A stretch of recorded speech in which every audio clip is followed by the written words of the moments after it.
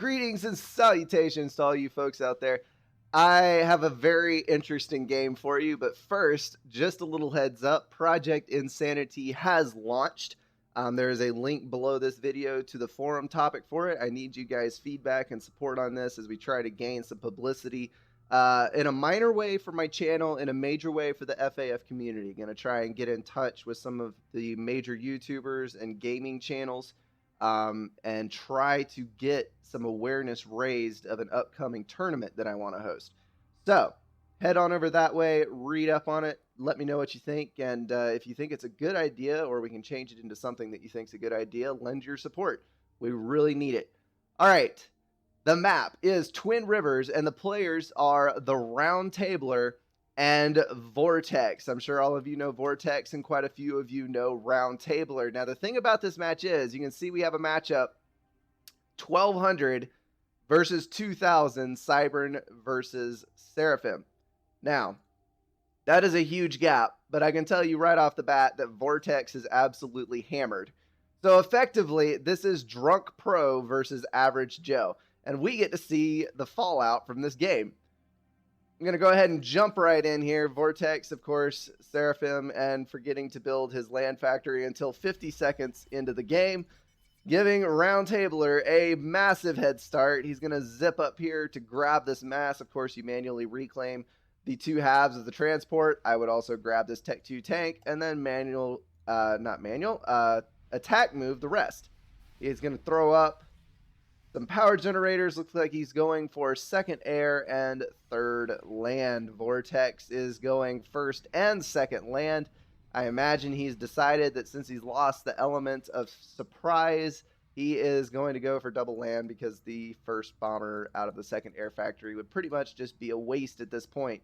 Also, this has given RoundTabler an opportunity to get a Mantis up to the front and most likely completely deny Vortex's mass. Nope, he is going to reclaim 3/4 of the transport, so that is a little mass bump for him. 339 versus a 720 that RoundTabler was able to snag. He needs to get that engineer over here and manually reclaim that. There's a lot of mass in that Tech 2 tank right there, and he's just left it behind. Kind of depressing to see.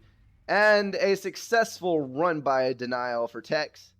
At least he is paying some attention. And we have a Jester out. Now, considering the lack of an air factory over here, well, there is an air factory going up, but still, considering the lack of an air factory, this Jester should be able to get some serious stuff done before anti-air comes to shut him down. And I love this. He's zipping around, killed off both expansion engineers. He's going to peg these mass extractors in the back.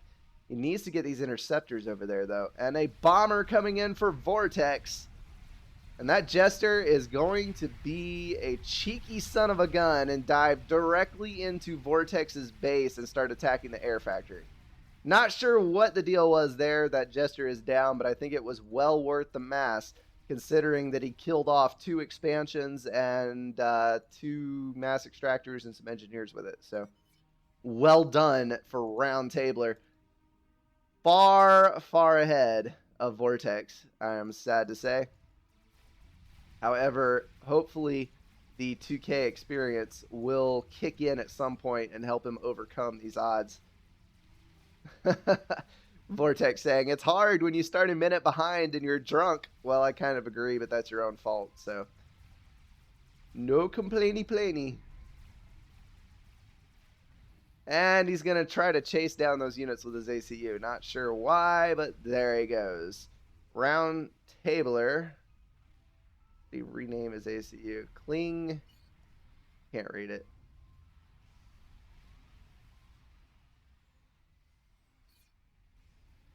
That's interesting. He does not have any upgrades, I don't think. Unless he got gun, he did not. That is an unupgraded ACU versus an unupgraded ACU. Vortex actually got a drop-off. He is sending a transport to the northern side, but these Mantis got around behind him, killing off that expansion again. That is the annoying thing about Siren. If you're not careful, they will slip all up in there and just... It's a good way to wreck a day. I hate it. I absolutely hate it. Tanks have moved to the wrong side. Hopefully he can figure out which side the Mantis are on. And he did secure this expansion. He's got a land factory down and securing all of those mass extractors. And he's going to the other side as well. Looks like he was able to deny this push with his ACU. Excellent little bit of control there. And with the help of both of these expansions, that will hopefully close the gap in eco. And you can see right here, it is already just about identical eco-wise. And he is getting his production online. Lots of factories spamming out units. I would love to see some Tech 2 because the chicken bots are amazing. And another run by. We have Tech 2 on the field for RoundTabler. He is pushing rhinos as fast as he can. And they are moving around the outside edge. Vortex needs to be careful here. He does not want to lose too much health because there's a lot of units on the field. You want to keep a few HP on that commander to spare just in case you get ganged up on by some Tech 2 units. You got to have time to get 2 or 3 overcharges off.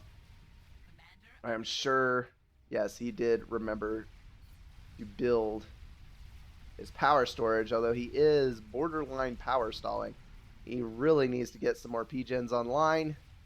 Right now, he is hovering right around breaking even. Not sure what happened there. He kind of fainted forward. There we go. And nope, coming back again. I guess he saw how many units were there when his air flew over, and he decided that that was a bad idea. And up here we had a drop. That looks like he dropped a rhino to clean up that expansion. More engineers coming in for Vortex, however. He is determined to stay on top of that situation. That rhino is going to go down, maybe? Come on, you can do it. There is an Ilshiv over there, so that is going to go down. No doubt about it. As long as he doesn't lose his engineers into that rhino. That would be terrible. And rhino's gone. Land factory is going down. Well done, Vortex. And we're actually seeing the first offensive push from Vortex. He has slipped around the back edge. There is a point defense there, but not much else. And he is going to be able to absolutely steamroll this side expansion. There's not really anything over there to stop his progress. Trying to build some point defenses. They are going to come online, and sadly, I would bet that that point defense is going to take out most of those tanks as they go by. But some damage has been done. Overall, I say it would be worth it. And then tons of support factories online.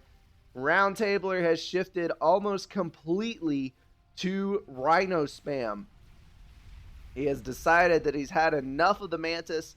Mantis spam is fun and all, but it does get boring after a while, and he is going to dump all of his eco into the more expensive and much sturdier Rhino. As I'm sure a lot of you know, UEF and Cybran kind of share a weird rivalry, but in their Tech 1 and Tech 2 units, UEF, and does not apply as much to Seraphim, but in the Tech 1 phase, Cybran has speedy, cheap, spammy units, and UEF has tanky, slow, powerful units. And then once you go to Tech 2, it swaps. Cybran has tanky, high HP units. Well, they actually have less HP per mass than Pillars, but they are more expensive and pack more mass into an area. They have the bigger, slower tanks, and then UEF has the cheap, spammy alternative. Seraphim is kind of odd because I do have the chicken bot in there, and the chicken bot does compete well with the rhinos. So Seraphim stands a much better chance here. And that was a close call. Due to the defender's advantage, RoundTabler was able to fall back and regroup his units and overcome that superior Seraphim force. Unfortunately for Vortex, most of the reclaim field is going to fall within the grasp of the RoundTabler. Let's go ahead and look at the reclaim values here. You got 6,600 for RoundTabler and 9,000 for Vortex. Here come the engineers, though, and I think we're about to see a little bit of a difference made. And then Ilsheva has slipped around the back side. Well done by Vortex. That is going to have a little heyday back there, cleaning up engineers and mass extractors, but Then the rhinos are going to come in and immediately disintegrate the face off of that chicken bot. Got a little Texas standoff right here. All the units kind of packed into the same spot, just outside of firing range of each other.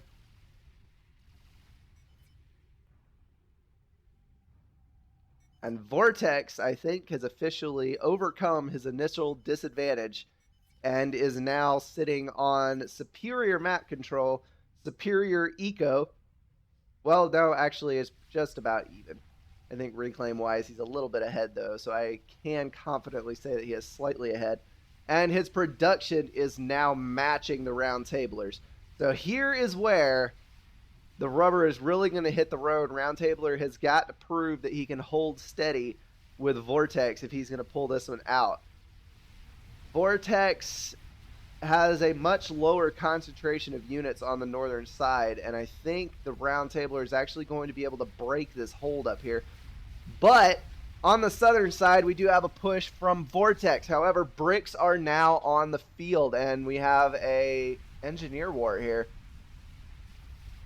Holy cow, that's something I've never seen before.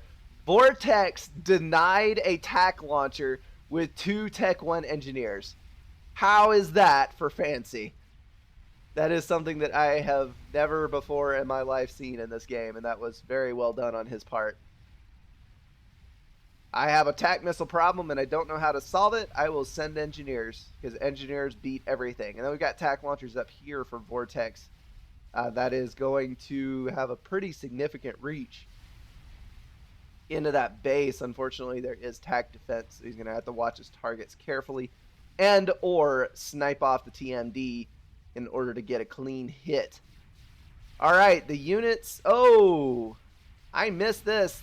This came all the way into the back here. Vortex is raiding the ever-living daylights out of the rear end of RoundTabler's base. Proceeded to shove Ilshivas directly up RoundTabler's butt. That is pretty impressive reach right there. Running units all the way through the center of his base. And I love this. Vortex actually giving pointers to RoundTabler as they are playing. Friendly 2K player is always a good thing. And of course, the Tech 3 land is now coming online for Vortex as well. He's got a couple of Authams out here. The awful Authams, as I like to call them. They are no competition for bricks. Unfortunately, Vortex has more of them. So this is going to be a failed push, I would think, by RoundTabler.